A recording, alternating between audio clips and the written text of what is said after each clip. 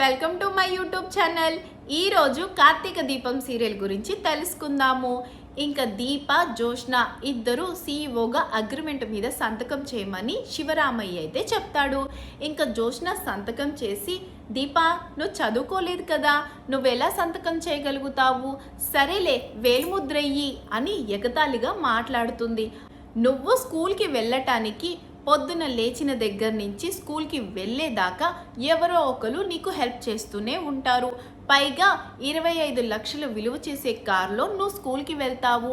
ఇన్ని సదుపాయాలు ఉంటేనే నువ్వు చదువుకొని ఈరోజు ఈ పొజిషన్లో ఉన్నావు.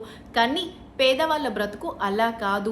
దీప పొద్దున్న లేచి తన వంట తనే చేసుకొని, చినిగిపోయిన బ్యాగులో బుక్స్ పెట్టుకొని, అస్తవ్యస్తంగా ఉన్న డ్రెస్ వేసుకొని 20 కిలోమీటర్లు దూరం ఉన్న స్కూల్కి సైకిలు లేదంటే నడుచుకుంటూ వెళ్ళి 5వ తరగతి వరకు చదివింది. ఆ విషయం దీప లైఫ్లో చాలా ఎక్కువే. పైగా తన చదువుకుంటున్న రోజుల్లో తన తండ్రి ఎంతో కష్టపడుతున్నాడు. తన చదువుని పక్కన పెట్టి మరి తన తండ్రికి చేదోడుగా మారింది దీప. అలాంటి దీపతో నీకేంటి పోలిక? దీప 5వ తరగతి చదువుకుందని నువ్వు హేళన చేస్తున్నావు. కానీ దీప సిచ్యువేషన్కి, దీప జీవితానికి దీప చదివిన 5వ తరగతి తనకు చాలా పెద్ద చదువే అని కార్తీక్ చెప్తాడు. సరేలే బావా, ఇంకాపు. నీ భార్య గురించి ఎంతగాని గొప్పలు చెప్పుకుంటావు, నీ భార్య గొప్పదని అంటావు, అంతే కదా. సరే, ఇప్పుడు వెళ్ళి సీఈఓ చైర్లో కూర్చుంటాను అని జోష్న అంటుంది. సీఈఓ చైర్లో కూర్చోవడానికి నువ్వేమి పర్మనెంట్ సీఈఓ కాదు జోష్న, నువ్వు టెంపరవరీ సీఈఓగానే ఉన్నావు. ఇప్పుడు నేను పెట్టిన కండిషన్ గెలిచిన తర్వాతే పర్మనెంట్ సీఈఓ పోస్ట్లో కూర్చోవాలి అని శివరామయ్య అయితే చెప్తాడు. మరి ఇప్పుడు నేను ఎక్కడ కూర్చోవాలి తాతయ్య అని జోష్న అడుగుతుంది. మేనేజర్, వీళ్ళిద్దరికి కూర్చుండే ప్లేస్ చూపించు అని శివరామయ్య చెప్పగానే మేనేజరు జోష్న దీప కూర్చుండే జాగానైతే చూపిస్తారు. ఇంకా దీప తన ప్లేస్లో కూర్చుంటుంది, జోష్న తన టేబుల్ దగ్గర కూర్చుంటుంది. ఇంకా కూర్చున్న తర్వాత దీప అనే పేరున్న బోర్డుని కార్తీక్ తుడుస్తూ ఉంటాడు. బావా, నీ భార్య పేరుని క్లీన్ చేస్తావా, ఇక్కడ నా పేరుని కూడా క్లీన్ చేస్తావా అని జోష్న అడుగుతుంది. అక్కడ నా భార్య పేరుకే దుమ్ము పట్టింది, నీకేమో ఒళ్ళంతా దుమ్మే ఉంది, దుల్పమంటావా అని కార్తీక్ అంటాడు. దీప అనే పేరు ఉన్న బోర్డును చూసి, వావ్ చాలా బాగుంది దీప అనే పేరున్న ఈ బోర్డు అని కార్తీక్ తను వేసుకున్న షర్టుతో తుడుస్తూ ఉంటాడు. బావా, షర్టు పాడవుతుంది, షర్టుతో ఎందుకు తుడుస్తున్నావు అని దీప అడుగుతుంది. ఏంటి, నువ్వేమన్నా ఉతుకుతావా అని దీపని జోష్న అడుగుతుంది. నువ్వేమైనా ఉతుకుతావా అని అదే క్వశ్చన్ దీప జోష్నని అడుగుతుంది. నేను ఉతకను, మా ఇంట్లో వాషింగ్ మిషన్ ఉంది అని జోష్న చెప్పగానే, నేనైతే ఉతికి ఆరేస్తాను అని దీప కావాలనే వెటకారంగా జోష్నని అంటుంది.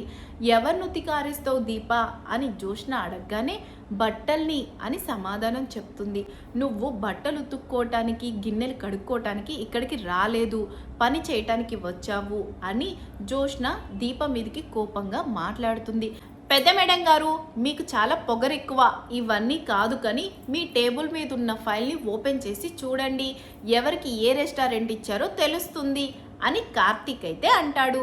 ఇంకా వెంటనే జోష్న తన ఫైల్ని ఓపెన్ చేసి చూడగానే తనకి పంజాగుట్ట అని తెలుస్తుంది. ఇంకా దీప తన ఫైల్ని ఓపెన్ చేసి చూడగానే అందులో అంతా ఇంగ్లీష్లో రాసి ఉంటుంది. బావా, ఇందులో అంతా ఇంగ్లీష్లో ఉంది, నాకేమో చదవటం రాదు కదా అని దీప చెప్పగానే నిలబడి నవ్వుతూ, నీకు చదవటమే రాదు, నువ్వు నాకు పోటీగా సీఈఓ పోస్ట్కి వచ్చావా, అయ్యో ఇంక నువ్వు గెలిచినట్టే అని కావాలనే వెటకారంగా మాట్లాడుతూ దీపాని అవమానిస్తుంది జోష్న. ఇంకా దీప దగ్గరున్న ఫైల్ తీసుకొని ఆ ఫైల్లో ఏముందో కార్తీక్ చూస్తాడు.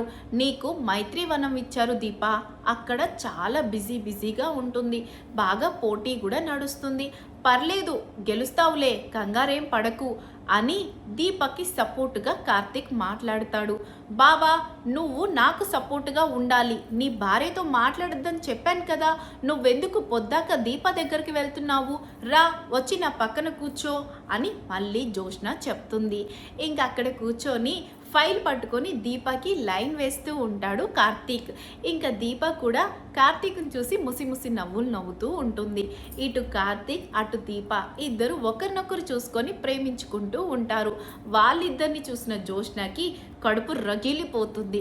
ఏంటి, ఏం చేస్తున్నారు మీరిద్దరు అని కోపంగా అరుస్తుంది. చాలా రోజుల తర్వాత నా భార్య నా పక్కనే ఉంటుంది ఇదే ఆఫీస్లో, అందుకే నా భార్యను తెగ ప్రేమించేస్తున్నాను పెద్ద మేడం గారు అని కార్తీక్ చెప్తాడు.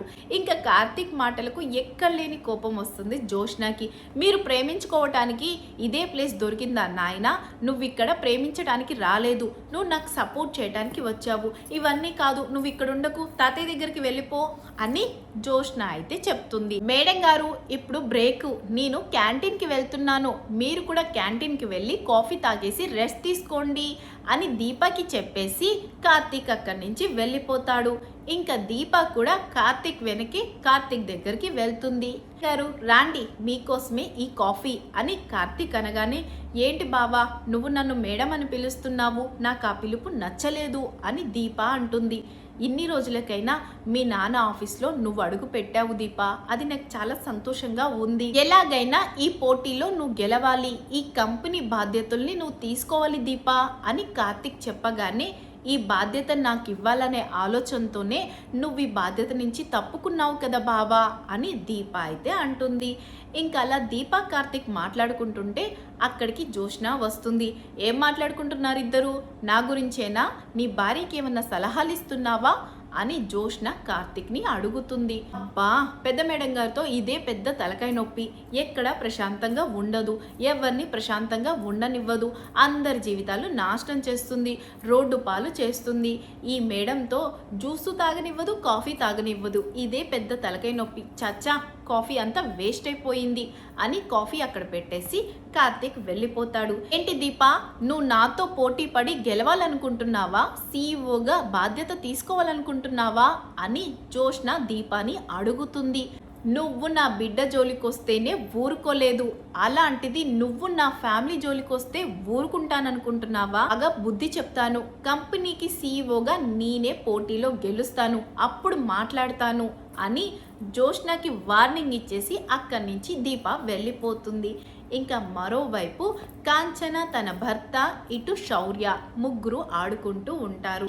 నేను నానమ్మ కళ్ళు మూస్తాను, నువ్వు వెళ్ళి దాక్కో అని శౌర్య చెప్తుంది. అమ్మ పరిగెత్తలేదు కదా శౌర్య, ఇప్పుడు నానమ్మ ఎలా నన్ను పట్టుకుంటుంది అని శౌర్యాని తన తాతయ్య అడుగుతాడు.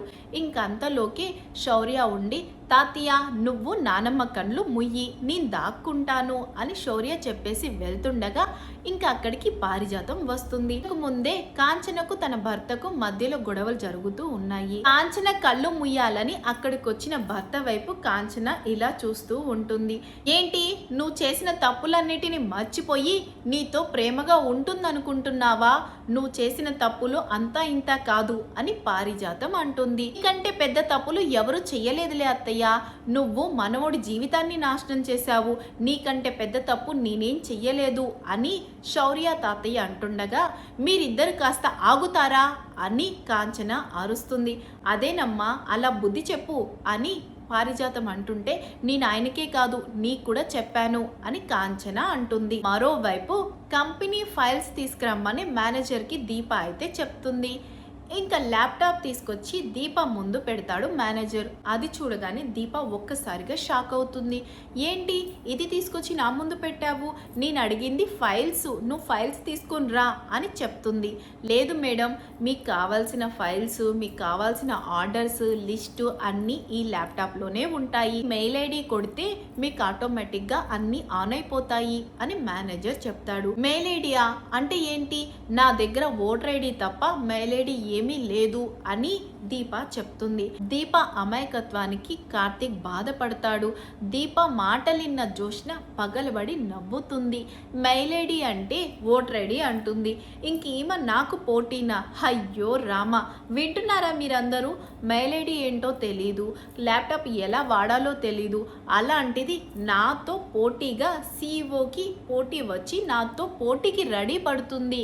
ఎక్కడ మనిషి అండి ఈమె అని అందరికీ చెప్పుకుంటూ దీపాన్ని ఇన్సల్ట్ చేస్తుంది. ఇంకా ఆ తర్వాత ఏం జరుగుతుంది ఏంటనేది నెక్స్ట్ వీడియోలో తెలుసుకుందాము. వీడియో నచ్చినట్టయితే ప్లీజ్ లైక్ చేయండి, షేర్ చేయండి, సబ్స్క్రైబ్ చేయడం అస్సలు మర్చిపోకండి. Thank you for watching. Bye bye.